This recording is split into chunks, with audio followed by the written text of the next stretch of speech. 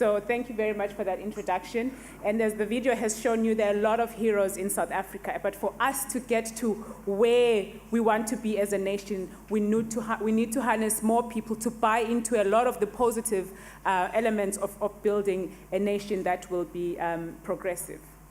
So very quickly, I know some of you do know about Unilever. Maybe you don't know Unilever, but you know our products. I think I need to give you a very quick background on who we are. So we've been in South Africa for over 100 years. Our first brand in South Africa was Sunlight Soap, and I'm sure you still have it in your homes. We are the #1 top employer in South Africa for the past 3 years, and we've been #1 top employer in manufacturing, FMCG, as well as in the whole of Africa. It probably explains why we're the 3rd most sought after employer on LinkedIn.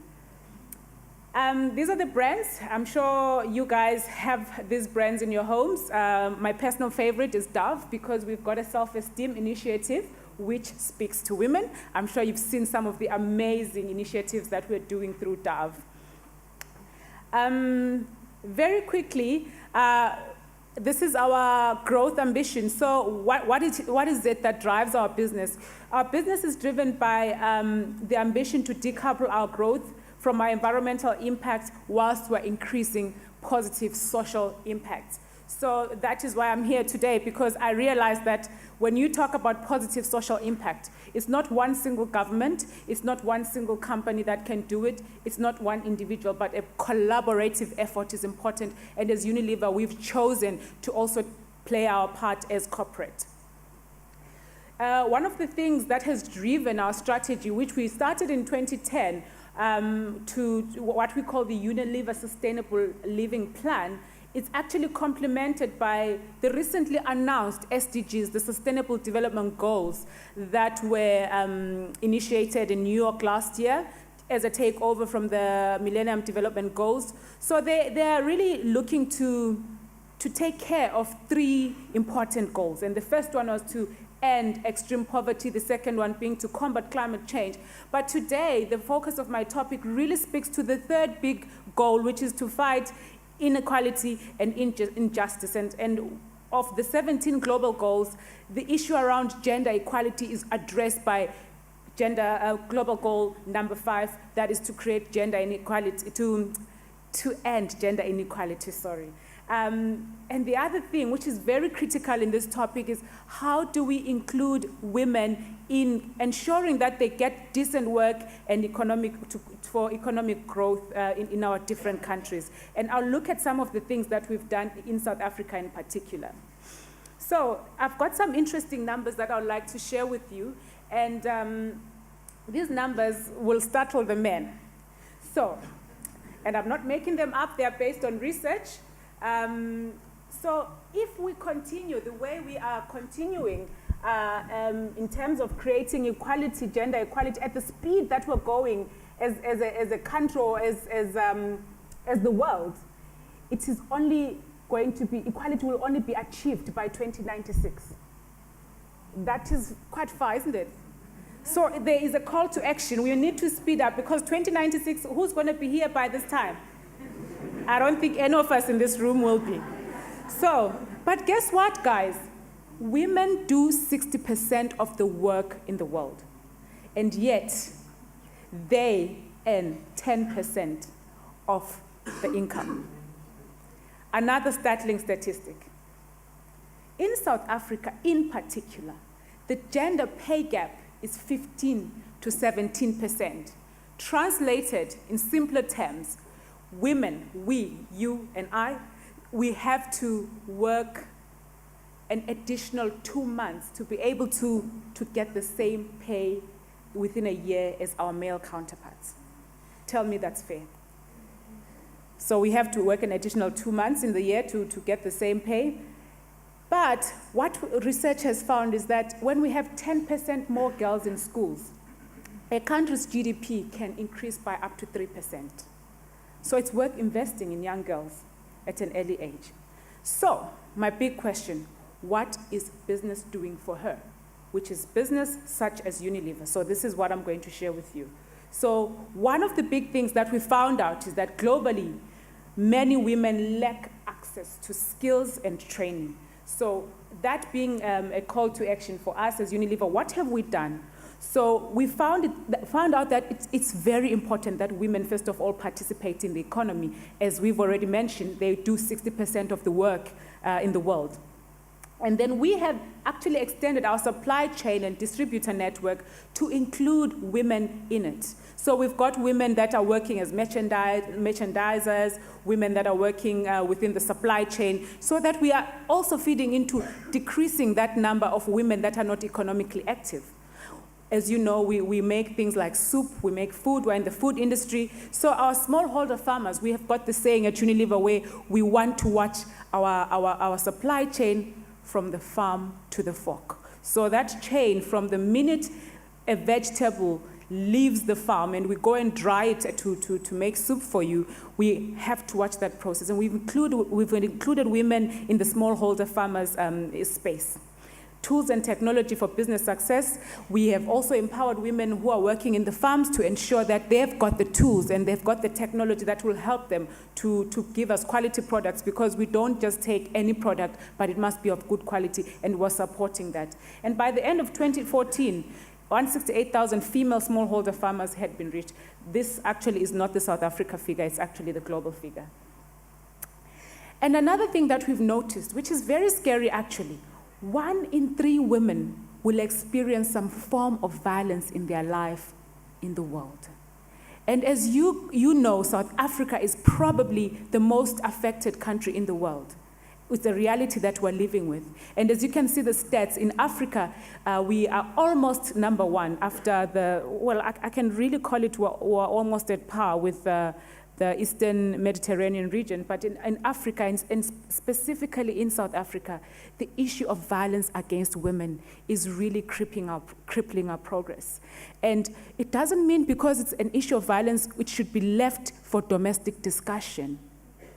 Corporates also have an obligation to say, how can we step in to address this issue of violence? 1 in 3 women, I mean, if you look at women across the row that you're sitting in and count how many they are, at least one of them will experience violence in their lives. And I'm speaking to men as well who are in different areas to say, if you've got a daughter, if you've got a sister, if you've got a mother, you obviously understand that you don't want any violence done on them. So what are we doing as a corporate?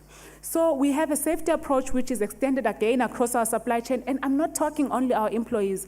I'm even talking those suppliers that we use who are not necessarily within Unilever, external suppliers.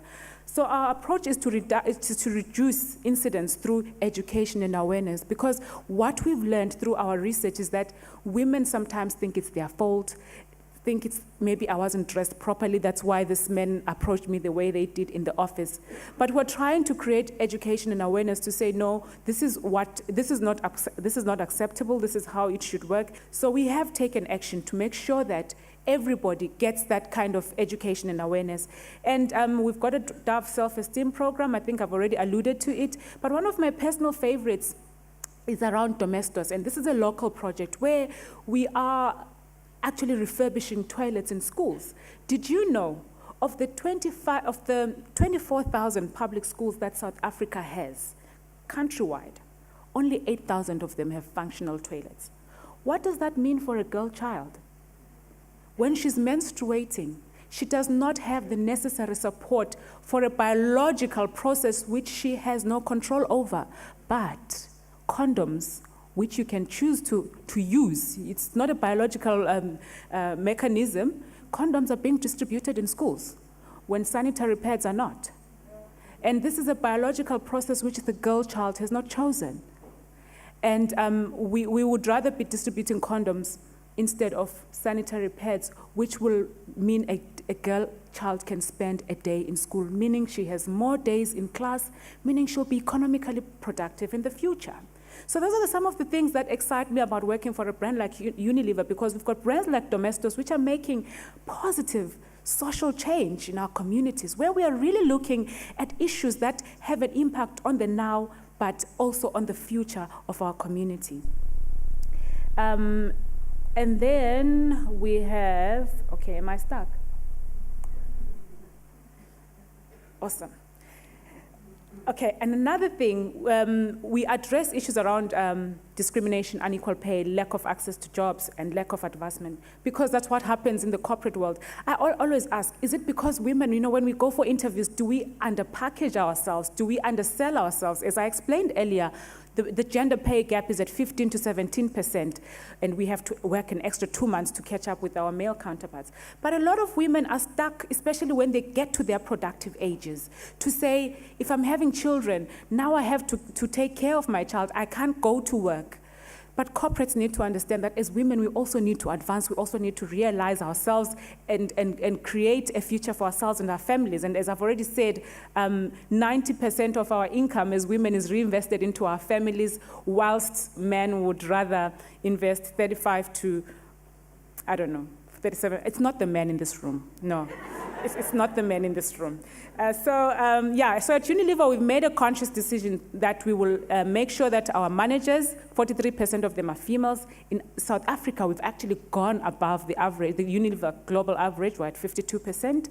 We've gender-balanced teams because we know that gender-balanced teams make better businesses. Women don't just take risks. Men sometimes, this is not against you, but we have that motherly instinct in us and will make decisions that will work well for the business. One of the other things is a MAPS program, maternity and paternity support. You can work from home. We work around you.